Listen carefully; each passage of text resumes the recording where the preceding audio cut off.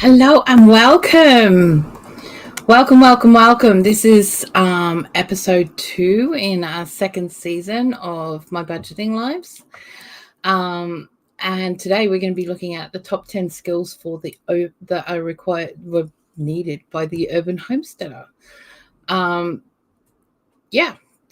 I just want to have a look at chat and say hello to Annette over at Annie's Kitchen and Urban Homestead. Hello, how are you? It's good to see you.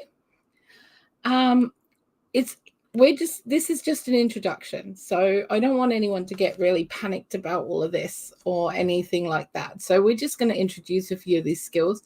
There are other ones, but these are the ones that I feel are the most important, to be honest. Okay, and like I said, it's just an introduction into the top 10 or my top 10. Later on down the track, we'll probably have a look at some others. But right now, we're going to look at these. Okay. All right. So, like I said, there's no need to be put off. Hey, Glenda. Hello. Grace and Fire is in the house. How you doing, honey? I don't want anyone to be put off by how many of these skills are here. Just remember, this is a marathon, not a sprint. And any that you don't know or can't do, you may be able to barter or skill share or even pay for someone to be able to do them for you. So don't panic, okay? That's the biggest thing. Don't panic, okay? There is no shame in not being able to keep up with them all, okay, or not do them all. Self-sufficiency and urban homesteading is about doing what you can where you are. It's not about doing everything yourself and risking a mental breakdown or risking physical harm to yourself by doing something that someone more skilled than you is capable of doing at the time. Okay? So let me just be very clear right there then. I'm doing really well, thanks, honey. It's a great topic, and it's one that we're going to continue throughout season 2. So, yeah. And at the end of it, I will have a nice little bundle printout for, I'll have a little bundle printout that people can purchase if they want to later on down the track. But it will be released to anyone who's a Patreon as well. As the weeks go by, unit by unit. So, number 1, top of my list is budgeting. Okay?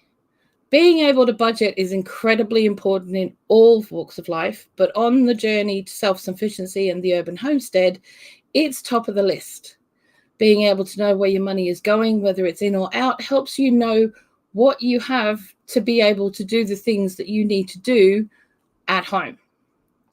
Even if it means putting a fiver aside, or even a week or a month to stock your pantry or purchase a tool or piece of equipment you need to invest in to make life easier. Budgeting is the only way to be able to do this without getting yourself in trouble with other bills. There are many different budgeting spreadsheets out there. I've also done a video on this, so just go back and have a look at my other budgeting lives. You can find online to use that are either free or cost very little. Many find this easier to use than accounts books, but they also have their place and are a good way to physically have to sit down and write out what has come in and what is going out at any one time and keep a track of the odd purchases. Hey, Janine, how are you, darling? Glad to see you.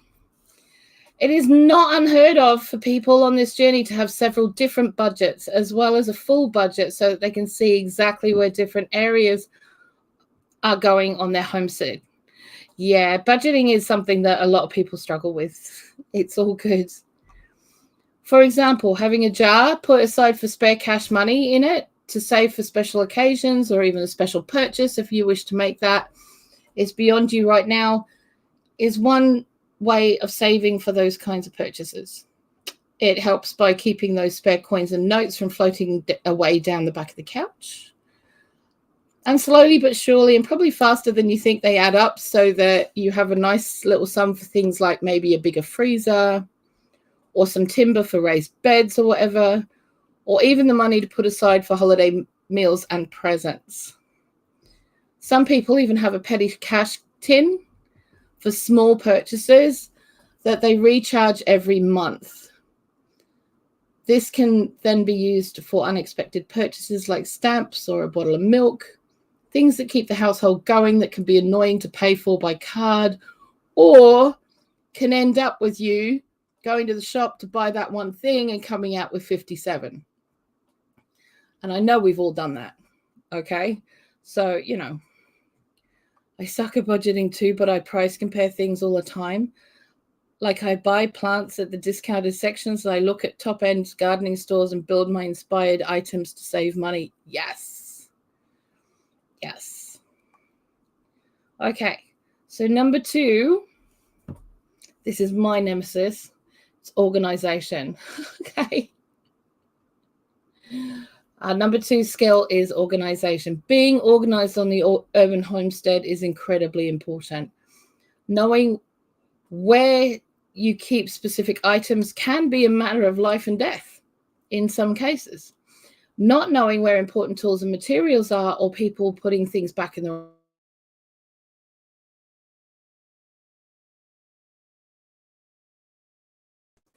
and materials, but also frustration.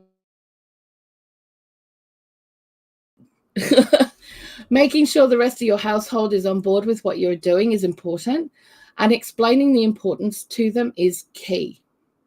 Speaking their language helps too, and when others find out it may cost out of their pockets to replace these things, they may be a little bit more careful with them. Organization can also be down to the jobs that need to be done in any given month, week, or even day. Plants need watering, ovens need... Oh, it froze? Where am I saying from? Making sure that the rest of your household is on board with what you are doing is important, and explaining the importance to them is key. Speaking their language helps too, and when others find out it may cost out of their own pockets to replace them, they tend to be a little bit more careful with items when they use them and put them back where they belong, clean and tidy. Okay, sorry about that. I didn't realize it had frozen. Okay, you're welcome. All right. Okay, organization can also be down to the jobs that need to be done on any given month, week, or even day. Plants need watering, ovens need cleaning, hey Ginger, and crops need harvesting. These, for the most part, have a specific time frame, and whether you think you have time or not, life will always try to get in the way, so have a backup plan. Having a backup plan is always useful. Organizing other people can be the hardest of your tasks. Hardest of your tasks in this skill set. And as we all know, getting everyone together in the same place with the same mindset and ready to do their part can be like herding cats. Making sure everyone has plenty of time and is ready with their equipment if necessary, and with a list of their tasks or with a proper understanding of what is expected of them, will always help. Sometimes this kind of organization may require encouragement for a job well done, which may come in the shape of special refreshments time with homemade lemonade and cake for a hot day of working outside. Whichever form it takes, being organized is one of the most important skills you can have. For those who find organization difficult, it can still be done by sitting down and working things out months before time if necessary. Putting together your own manual of your can help. This way, if you can't do it, someone else can pick it up, read what is required, and be able to do what it is that you have having struggles with. So yeah, I mean, like, I do struggle with organization a lot. That's because I have ADHD and autism. So yeah, organization can be incredibly overwhelming for me and trying to keep things in place. But I do have hints and tips on that, and we will look into that on another week. Okay, planning and logistics. It's kind of like organizing, but it's not. Following quickly on from organizing comes planning and logistics. It's all very well growing enough food to feed yourselves for 5 years, but if you have nowhere to put it, it's wasteful. Work out the spaces you have before you store food, tools, equipment, and other necessities either in or around your home, outdoor sheds, garages, before you start doing anything else. Planning can also be around what space you have to grow food or plants in and the best way to use it. It's great purchasing 150 packets of seeds, but if you only have room for 5 window boxes, something's got to give, right? Planning is also about the future. It's about looking short term, within 6 months, medium term within 1 year, and long term up to 5 years and longer. You may find that this is the beginning of your journey and that in 5 years' time, you want to have a piece of property of your own outside of the urban homestead and moving further into the country. Perhaps even your town's allotment waiting list is like 2 to 5 years long, so you may put aside money to not only pay for it, but for extra equipment and tools, etc., for that space. Planning for a larger space may mean you decide to purchase or start growing fruit trees now in containers, because by the time you move, they may be almost ready to give their full harvests. In this skill set, looking out for local groups of gardeners, other urban homesteaders that are like-minded can be a great resource, not only for now, but in the future as well. Logistically speaking, having people who are aware of what others grow and or produce can be great for bartering, save you money and time in the long run. They also may be able to help you with acquiring materials like pallets if you have limited transport, or they may be able to help you in an emergency come harvest time or something else. This again may require tea and cake and possibly a share in the harvest, but we're not worried about that. Okay, so our top skill number 4 is learning and education. When we first start out on a self-sufficiency journey, it's easy to think that we've watched a few videos and know everything we need to know, right? This is not the case. Making use of secondhand shops for cheap books, making use of the local library, perhaps even enrolling in courses and workshops will teach you a whole lot more than TikTok. Sure, watching and learning via social media can be useful, but you need to back it up for yourself and your needs. You find channels do what works for them, and it is for the most part good information, but it may not work for you in your journey. If you notice in this particular list of skills, because I have actually put it down below in the description, animal husbandry is not included. That is because you need to educate yourself before considering taking on animals of any kind.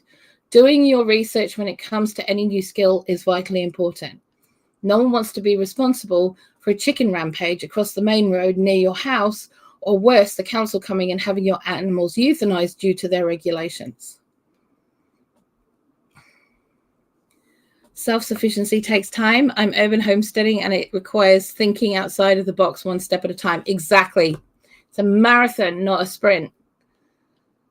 Educating yourself while on this journey means finding out just what is allowed by law, and not only locally, according to your local council, but also by your county or state, or even nationally. Most people that wish to walk the road to self-sufficiency will take on a longer course over the winter months, which not only gives them something to do, but also make good use of their time, when for the most part, there isn't a lot going on.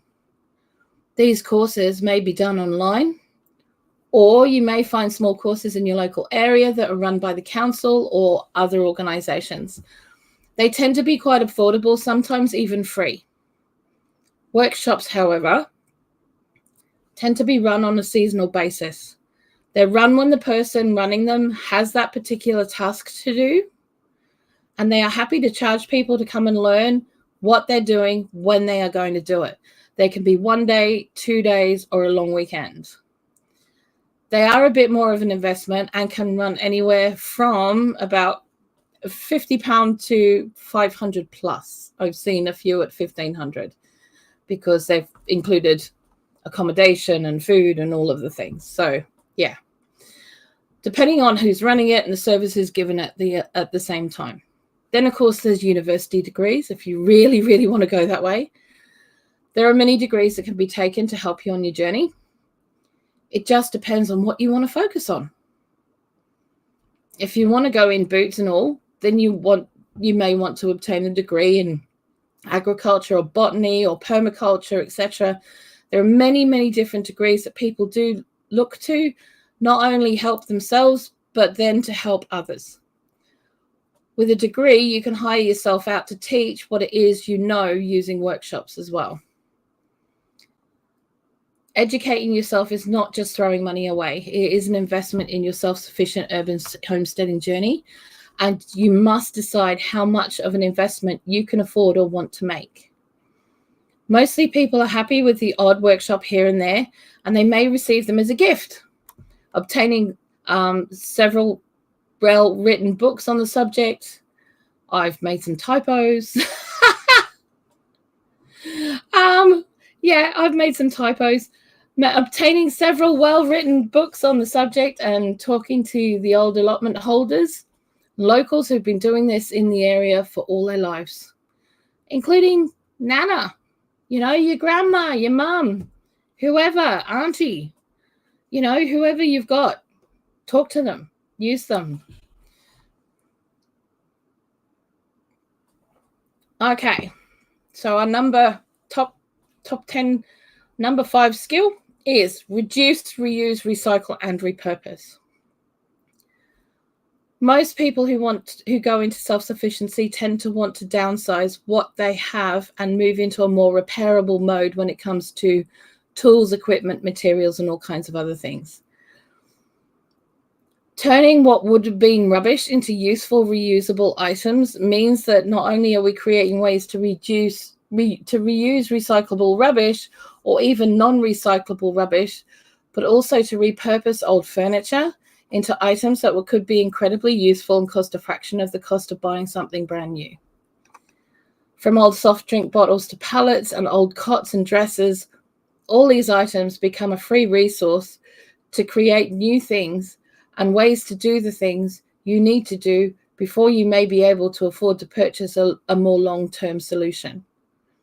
Saving glass jars or even changing a brand for the jar or container that is more easily reusable has saved people hundreds in purchasing storage jars or containers for dry store items. Swapping out foil oven containers for glass ones with lids also helps to cut down waste. This all can take time, but it is all possible if you take it at your own pace. Repurposing old furniture into other things has also been a way for people to save money on a big purchase and gives them some pride in the fact that they were able to create it themselves. Recycling old cardboard boxes and newspapers for creating new veg beds or to add to the compost or even for making decorative and useful paper mache items can help people to save lots of money in the long run. Again, it gives the maker a sense of pride seeing what they've been able to create. Reducing your waste is a huge part of becoming self-sufficient. So finding ways to keep things in long-term storage items, either built using recycled materials or slowly replacing items in your home with more recyclable or fixable alternatives is very important. The more self-sufficient you become, the less waste you will find going out each fortnight to be picked up by the garbage man as well. This is also a really good thing. Haven't been doing this for long, just 12 years. I'm always learning and growing. Wish I could say I've been all my life, but here I am, one day at a time. Yes, absolutely. Absolutely. It's just one day at a time. Like I said, these are my top 10. And you learn them as you go. You know, you find ways to do it for yourself. So this is next one is food preparation. I need a drink. This is a huge part of self-sufficiency and urban homesteading, cooking from scratch. Whether you're looking to create garden-to-table meals or you're just learning which bit of the fry pan is the bit you hold on to, food preparation is a major skill that will take time to learn, and one you have to be very patient with yourself to learn. If you're just starting out and have just figured out there is more in the kitchen than the microwave, then taking a basic course or learning from someone teaching you the basics on social media platforms is, or, you know, talking to nan or mum, it's probably the best way forward. Unless, of course, you have a parent or grandparent who is more than happy to teach you. You may even have a friend who is more than happy to hang out and teach you. Talk to them first. Sourcing great books for learning is simple at secondhand shops or the library also. Having a couple of great books you can go back to is going to help you in more ways than you can imagine. However, don't go for the ones with the celebrity chef and the pretty pictures. Older books that have more beginner basic theme are much better. Once you've mastered the basics, which may take you a while, so don't give up, you can look at things like preserving food. If you're growing your own produce or have access to bulk fruit and veg or meat and fish, food preparation for short to long-term storage is important. Sure, you can pop it all in the freezer, but you may run out of room in the freezer. You know, the electricity may be too expensive for you to run it. Or there may be a blackout due to weather or other reasons. This means that your freezer food may not be any good by the time you get to it. Traditional preserving methods have been around for millennia. Since people were hunters and gatherers, they were preserving food for the lean times. There are many ways to preserve your hard harvests or lucky shopping finds that don't require the freezer, and that may free up much needed space for meals rather than ingredients. Always do your research first, decide what is best for you. If you're unsure of the methods of doing certain processing and preserving, ask someone who knows. Join groups, find someone that sits well with you. It's no good learning from those who believe only their way is the only way, as it's not helpful to those learning, as they tend to feel pressured and forced into a situation they aren't quite ready for. Also, find ways you can afford. If you feel that buying a lot of fancy equipment is out of reach for you, then don't use that preserving method. Use what you have and the way you can use, but make sure that you follow the health and safety regulations or guidelines, no matter what you are preserving and the technique you decide to use. Okay. Ooh. So Annette's doing a year of slow cooking, as in cooking and baking more from scratch. Awesome. That's fantastic. Ginger's acquired quite a few books from the discounted stores. Yes. Make sure any books you read that growing your own produce is relevant to your area, state, country, etc. Yes, absolutely. Absolutely. Okay, number 7. Number 7 is gardening. One of the biggest skills on your journey towards self-sufficiency is growing your own food. Depending on where you live and your resources will depend on how much you can do. Many of us live in apartments or flats without balconies or a balcony. Others have a communal space where they have to take others into consideration. Those lucky enough to have a garden or courtyard space can gain a lot by using this space to its fullest potential and grow a proper vegetable garden. Many considerations have to be made, however.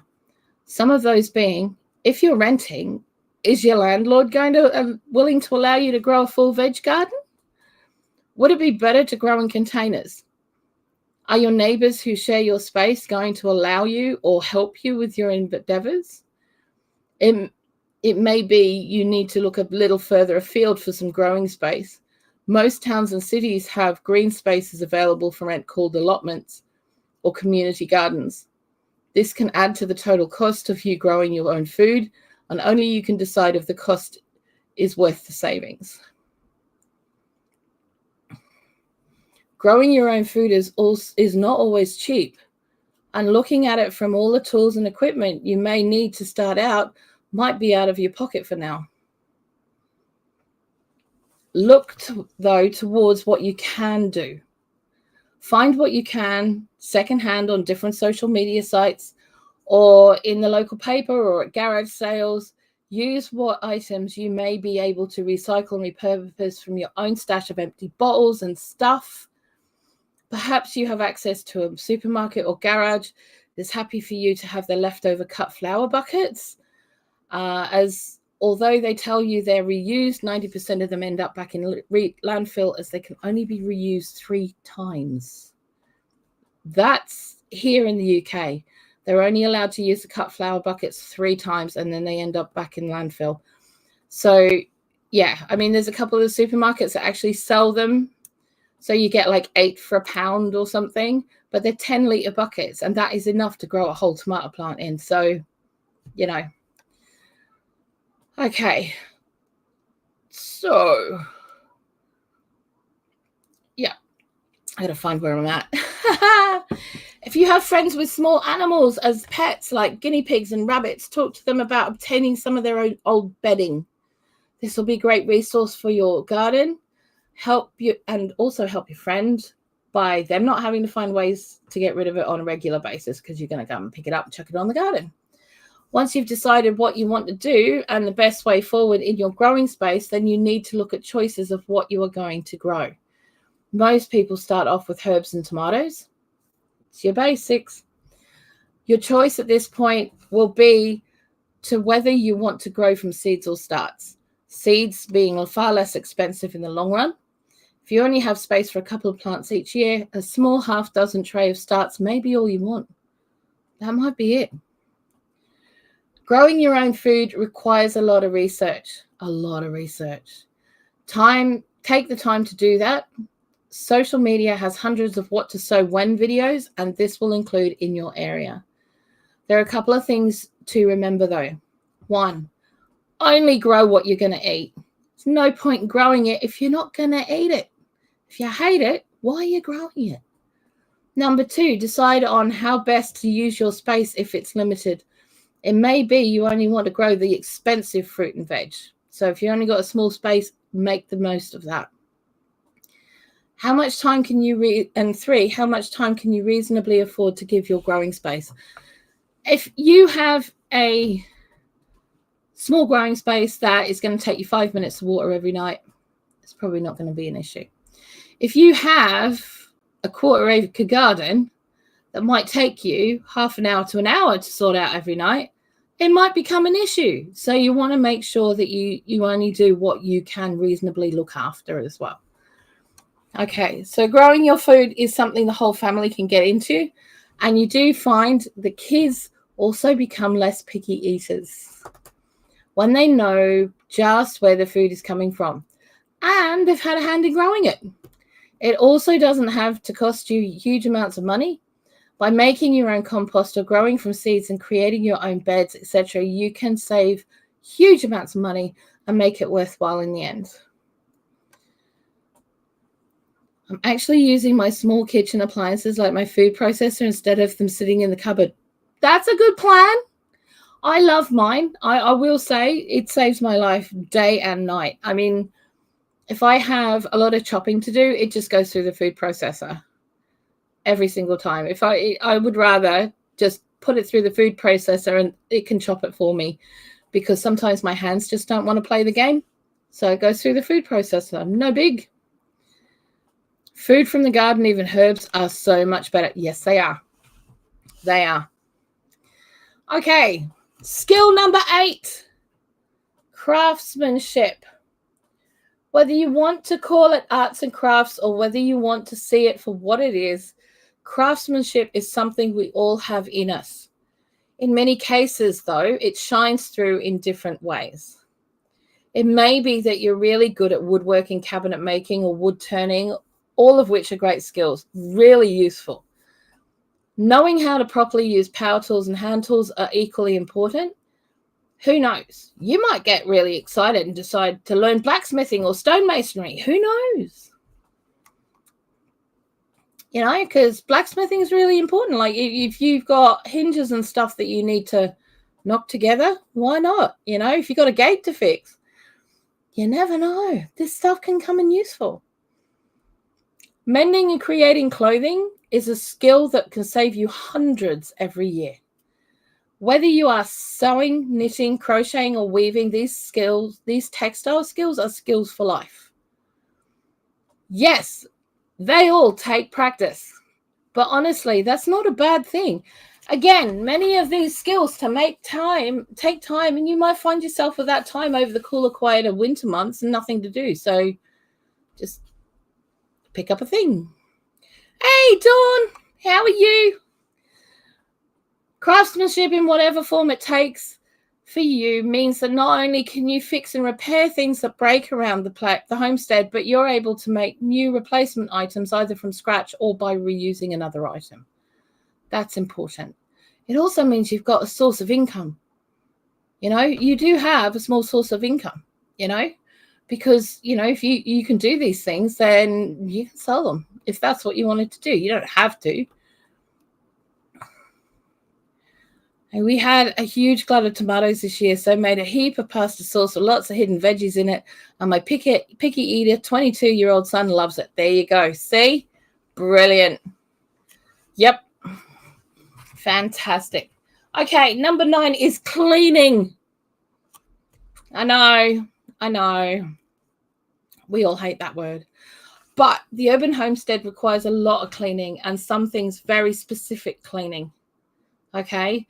Whether you choose to use shop-bought cleaning products or make your own, this will depend on just how you tackle these jobs. The whole point of being self-sufficient is not to have to purchase as much in the stores, and all over the internet are hundreds and thousands of videos and blogs and instructions on how to make your own cleaning products. I have a few. Have a look under my playlist. It says homemade versus shop-bought, something like that.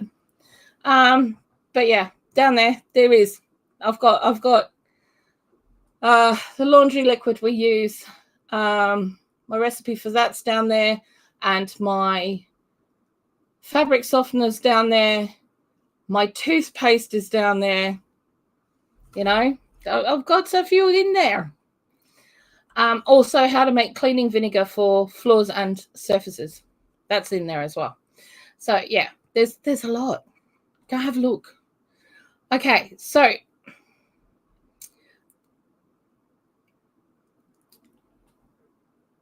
yeah, I stopped myself mid-sentence and I've lost myself.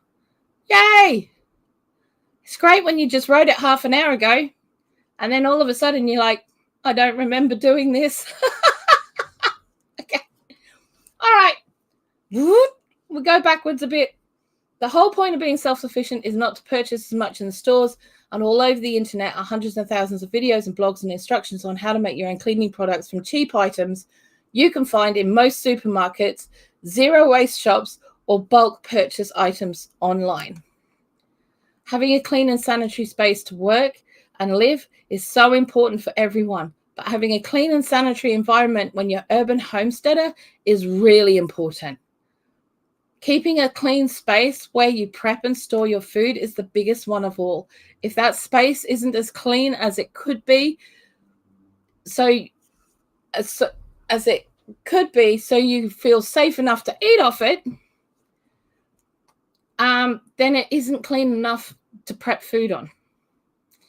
The last thing anyone wants is for someone to get food poisoning, and if that space and the bathroom areas aren't kept shining, then there is a real possibility of that happening. Make sure you use recipes or products that are right for you, your family, and your area, so that you can keep them as safe as possible and free from unfriendly germs. I'll have to go back and watch the beginning later. Sounds like a great topic, Blue. Oh, thanks, Dawn. Okay, number 10, food storage. If you are growing and preserving your own food, or even just preserving your own food that you've bought, you're going to want clean, dry, and cool space for it. Whether that's under the bed, in a cupboard, or out in the shed on shelves, that choice is up to you. You may be lucky enough to have a spare bedroom that you can convert into a pantry space.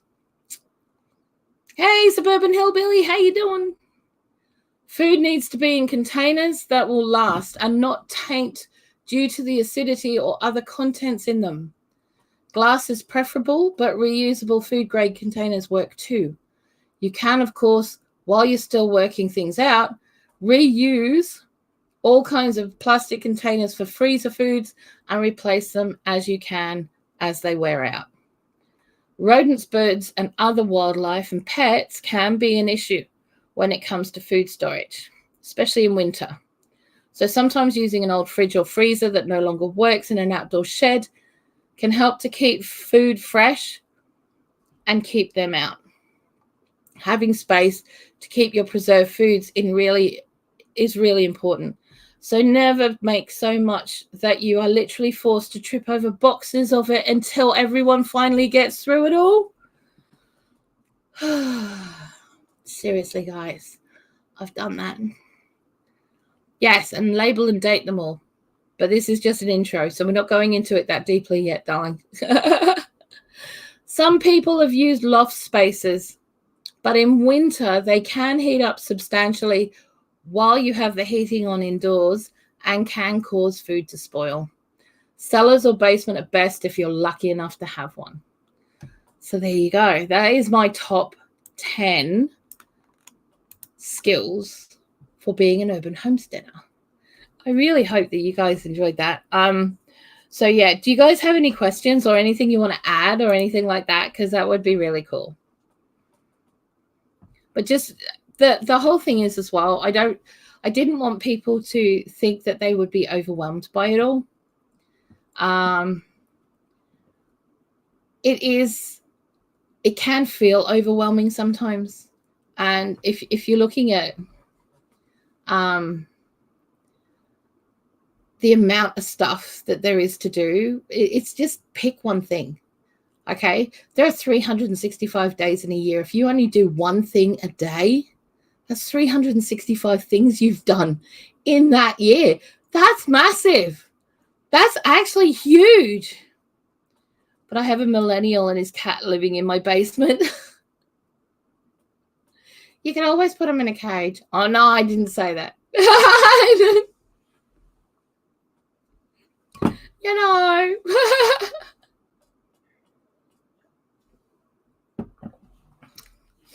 Oh, bless you.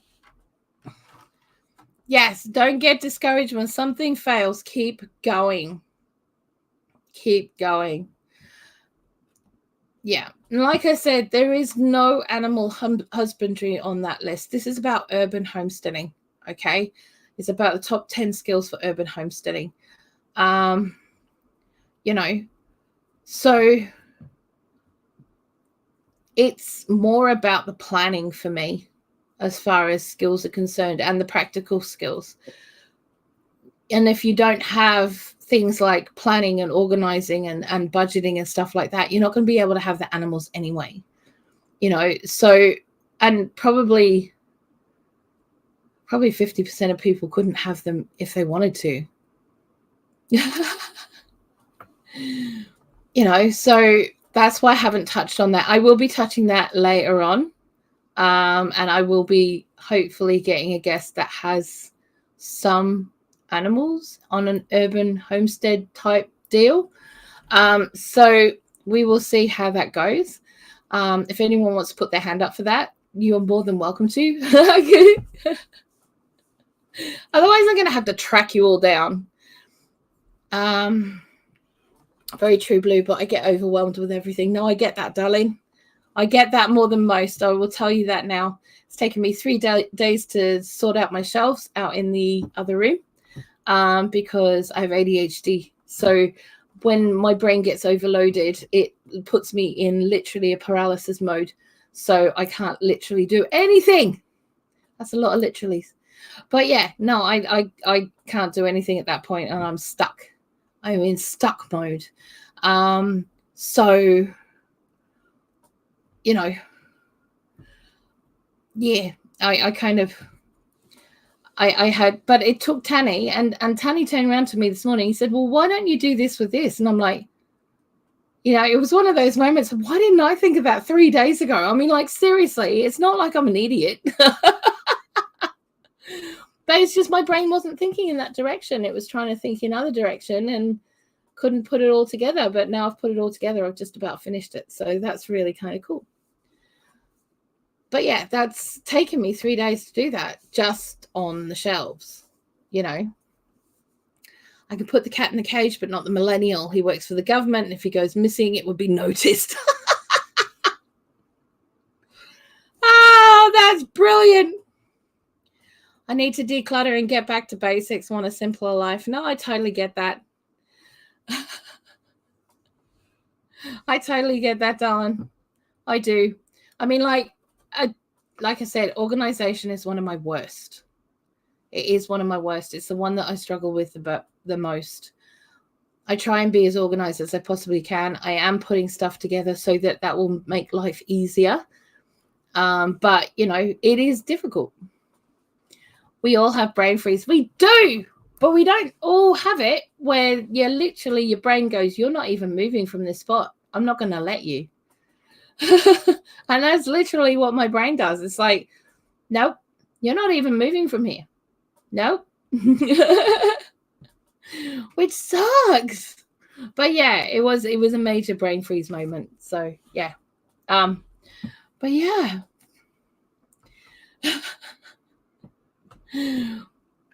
But yeah, so there you go. That is the top 10 skills for the urban homesteader, and I really hope that you guys got something out of this. It was a lot of fun to put together, and it is something that I will be doing more of. Next week, we're going to be looking at a different section. I have to decide on the topic yet. I haven't quite got there. I am getting there. I've got about 10 topics. I've got to put them in the order that's going to work for me. So we have about 10 topics to go through at this point. Okay. At this point. So what we will be doing hey Janet, Homestead, where you are, how you doing, honey? So we will be looking at each of those sections a little bit more in depth. Still trying to keep it as simple as possible because I don't want to get it over the top. I just want to make it easy for people so that they can go, okay, I get it more. Yeah. So yeah, that's what we're going to kind of look at. And I'm hoping to talk some people into coming up who actually know what they're talking about on some things, whereas I don't, because it's not my department, you know. So you know, there's things that I do and there's things that other people do, and I'd rather get other people in to explain what they do better than I can. So, you know, yeah, but it is all going on a separate playlist, darling. Yeah, I'm setting that playlist up today. There's only last week's and this week's to go on there at the moment, so I will sort that out. I will get that going. Okay. At the moment, it's on my budgeting lives. It'll be the last 2 on my budgeting lives playlist, but I will swap that around. I will sort that out in the next couple of days. Okay. So yeah. Okay. Well, I know it hasn't been a full hour, but it is very, very hot in here. I'm not going to lie to you. I'm literally sweltering in here right now. So I need to go and get some air. So I will be back next week on Friday. But, beforehand, Thursday, Ginger and I, from Not For Nothing Homestead, Miss Not For Nothing Homestead right there in the chat.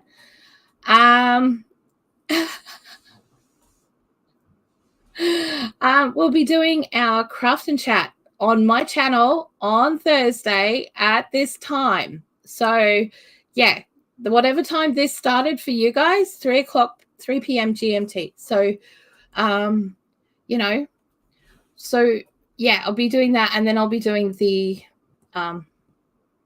budgeting live on the Friday. So, yeah, we will get through that. So, yeah. Hey, Mr. Tony. Mr. Tony. Hello and goodbye. Yeah, no. It was a short one, I know. I thought it was going to be loads longer. But apparently not. But that's okay. Have a great day. Been creeping with watching on the TV, but have a wonderful... No worries, darling. Totally get it. Yes. That's all good, Glenda. It's all good. Tony, there's a present for you on Instagram. You can hand it over to Ginger as well if you want. Yes. Everybody send us your pictures of your crafts. I've got a couple from Annie, but if you're working on crafts, we will share them out on Thursday, so you show other people what you are doing. Yes, absolutely. We will do that. We will do that. So, yes, send us your pictures. Show us your crafts. We want to see your crafts. And everybody else wants to too. I've just realized how much dust is on my hands. I'm sorry. I've been working. So, yeah, there we go. That was it. That was awesome.